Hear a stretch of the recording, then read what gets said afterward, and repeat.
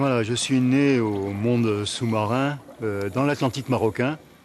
Quand j'ai découvert la Méditerranée en 1956, pour le premier stage de plongée, en Corse, à Saint-Florent, j'ai été émerveillé par cette mer transparente, extraordinaire, calme, sans grande houle. J'ai eu la chance de faire carrière en tant que biologiste marin et de plonger tout au long de ma carrière.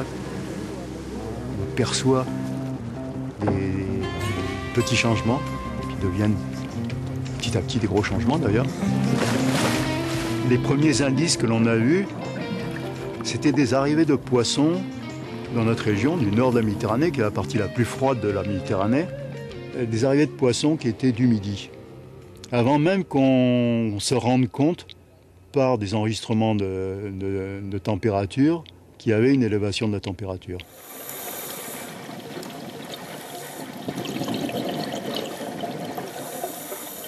Le mérou, par exemple, ne se reproduisait pas ici, ou même dans tout le nord de la Méditerranée. Il s'est mis à se reproduire au début des années, à la fin des années 90, disons. Parce que le mérou a besoin d'une eau à certaines températures en été pour lui raviver un petit peu sa libido.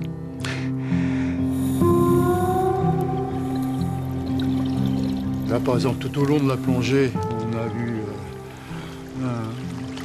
un spectacle de verdure. Les rochers recouverts d'une petite pelouse d'une algue verte qu'on appelle Colerpa racemosa. C'est une espèce introduite qui vient d'Australie, du sud de l'Australie. Et maintenant qui fait partie du paysage local. C'est un problème mondial, cette mondialisation de certaines espèces qui voyagent et qui s'intègrent dans le paysage et qui commencent à le dominer.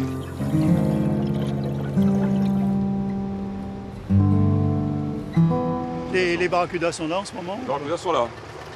Oui. Ben, le pêcheur, on a encore pris hier, donc il y en a.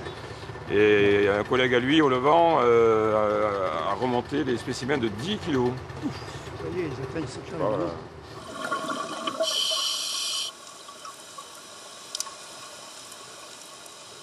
Ben, les barracudas, alors, c'est une espèce qui sont partie du spectacle de Borcro. Il y en a un grand banc qui tourne autour de la Gabinière où on vient de plonger. Et il y en a un peu partout maintenant. Ce ne sont pas des espèces invasives, hein, c'est des espèces qui entrent dans les communautés, qui s'intègrent. La Méditerranée est accueillante, pas seulement pour les hommes, elle est aussi accueillante pour les organismes marins. Et moi, je prétends qu'elle n'a pas fait le plein de sa colonisation. Rien n'est fixé sous l'eau. Dans la vie, rien n'est fixé. Les communautés évoluent naturellement, mais aussi elles évoluent avec des événements comme ça, où l'homme a souvent sa part.